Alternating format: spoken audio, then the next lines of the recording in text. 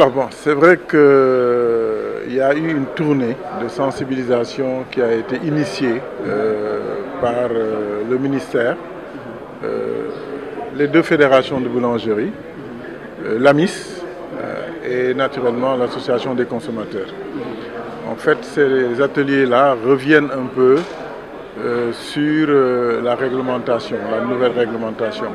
Et comme vous le savez, depuis 3 ans, disons, ces différentes structures se sont réunies et ont réfléchi sur un nouveau modèle qui permettrait effectivement à la filière de sortir du marasme dans lequel elle est depuis quand même quelques années. Et au sortir un peu de cet atelier, on a vite compris qu'il y avait beaucoup d'incompréhension. Et il y a quand même une grosse satisfaction, c'est que Saint-Louis fait partie des régions qui ont déjà anticipé et qui, dès l'entrée en vigueur donc, de ce décret, a commencé à l'appliquer. C'est vrai qu'il y avait beaucoup de dysfonctionnements, d'abord dans le régime déclaratif et même au niveau des autorisations. Je crois qu'il y a eu beaucoup d'incompréhension sur les documents à fournir. Il y a également le problème de la distribution. Vous savez, on a constaté quand même qu'au niveau de la distribution, il y avait énormément de choses à faire.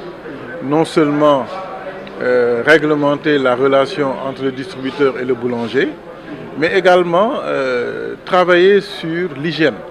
Comme vous le savez, le pain est distribué dans des conditions extrêmement regrettables, qui mettent souvent en danger ce que j'appelle un problème de santé publique.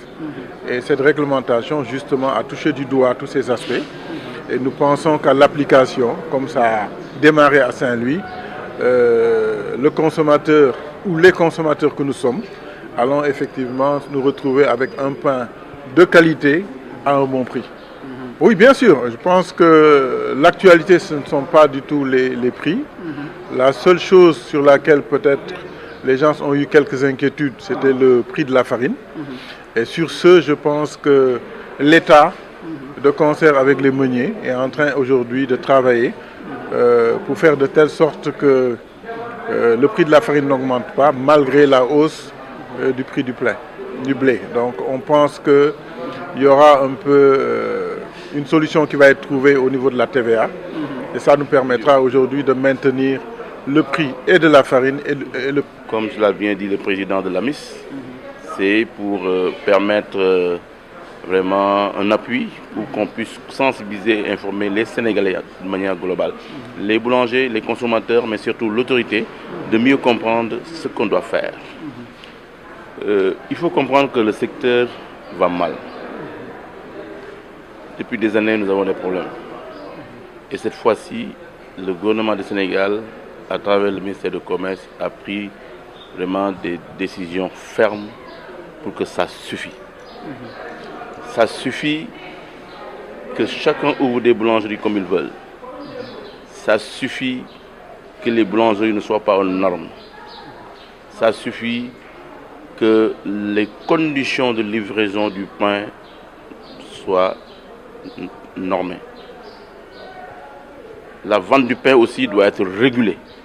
Donc tout cela, c'est dans le cadre de la nouvelle réglementation, le décret 2217, pour dire aux Sénégalais, prenez votre responsabilité. Le problème de la boulangerie sénégalaise va être réglé définitivement.